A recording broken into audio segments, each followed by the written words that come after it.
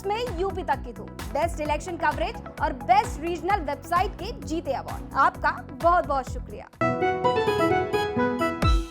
नमस्कार, आप देख रहे हैं दिल्ली तक। मैं हूं आपके साथ अनुराधा तंवर। देश भर में लाउड स्पीकर्स को लेकर विवाद बहुत ज्यादा बढ़ चुका है। आए दिन अलग अलग राजनीतिक दल अपनी विचारधारा के अनुसार लाउड स्पीकर हटाने और लगाने को लेकर बयानबाजी कर रहे हैं। लेकिन अब आपको बता दें कि दिल्ली में भी लाउड स्पीकर हटाने की मांग भारतीय जनता पार्टी के सांसद प्रवेश साहिब सिंह वर्मा ने की है और इसी के मद्देनजर उन्होंने दिल्ली के LG Anil Baijal, police commissioner Rakesh Asthana और नगर निगम के जो कमिश्नर हैं उन्हें चिट्ठी लिखी है। तो क्या अब दिल्ली में भी लाउड स्पीकर्स हट जाएंगे? धार्मिक स्थलों पर लगे लाउड स्पीकर्स को दिल्ली में हटाया जाएगा? ये सवाल इसलिए जहन में आ रहे हैं क्योंकि भारतीय जनता पार्टी के सांसद प्रवेश साहिब सिंह वर्मा ने जो चिट्ठी लिखी है उसमें यही मांग की गई है। पहले आपको बताते हैं कि प्रवेश साहिब सिंह वर्मा ने एलजी को लिखी चिट्ठी में क्या कहा है। सांसद प्रवेश साहिब सिंह वर्मा लिखते हैं कि जैसा कि आप जानते हैं कि भारत के माननीय सर्वोच्च न्यायालय के आदेशों के अनुसार सभी धार्मिक स्थलों पर प्रदर्शित लाउड स्पीकर्स को या तो हटा दिया जाना चाहिए या आवाज को इतना अनुमेय सीमा तक रखा जाना चाहिए ताकि इससे शांति भंग न हो और आवाज भवन के अंदर ही सुनाई दे। आमतौर पर जनता और विशेष रूप से अध्ययनरत बच्चों, गंभीर रूप से बीमार रोगियों आदि के आसपास रहने वाले लोगों की शांति भंग न हो। ये देखा गया है कि दिल्ली में सर्वोच्च न्यायालय के आदेश का ठीक से पालन नहीं किया जा रहा है। वहीं उत्तर प्रदेश सरकार ने इस आदेश का ठीक से पालन किया है। इसी तर्ज पर बाकी राज्यों को भी लागू करने की जरूरत है। आपसे अनुरोध है कि उपरोक्त विषय पर दिल्ली में उत्तर प्रदेश सरकार की तर्ज पर संबंधित अधिकारियों को इस संबंध में आवश्यक निर्देश दिए जाएं ताकि लोगों को बिना परेशान हुए शांतिपूर्ण माहौल मिल सके।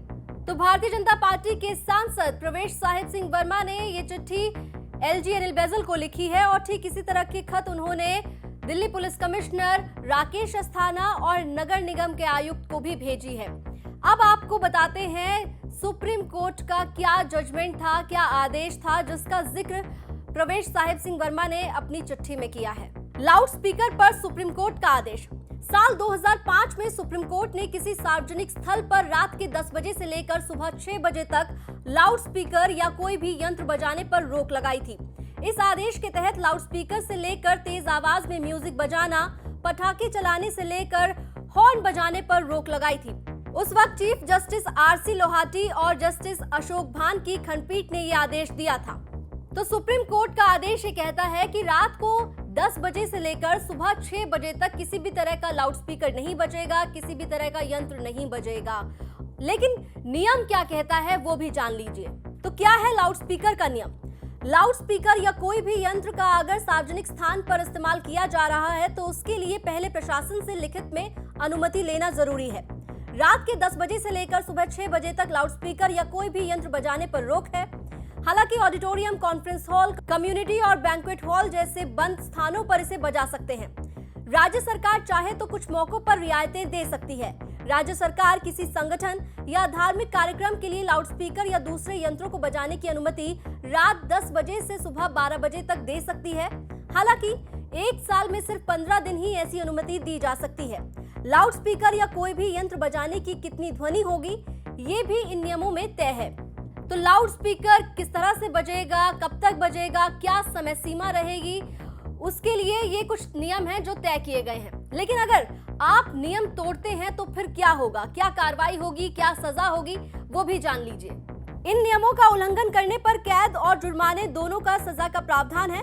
इसके लिए एनवायरमेंट प्रोटेक्शन एक्ट 1986 में प्रावधान है। इसके तहत इन नियमों का उल्लंघन करने पर 5 साल कैद और 1 लाख रुपए तक का जुर्माना लग सकता है। तो अगर नियम तोड़ा तो 5 साल तक कैद और 1 लाख रुपए तक का जुर्माना लग सकता है। लाउड स्पीकर्स पर इन दिनों जिस तरह की बहस चल रही है वो ध्वनि प्रदूषण कम और राजनीतिक प्रदूषण ज्यादा सुनाई पड़ रहा है। अब दिल्ली में किस तरह से एलजी इस खत का जवाब देते हैं वो देखना बेहद अहम रहेगा। दिल्ली एनसीआर की तमाम खबरों के लिए आप देखते रहिए दिल्ली तक।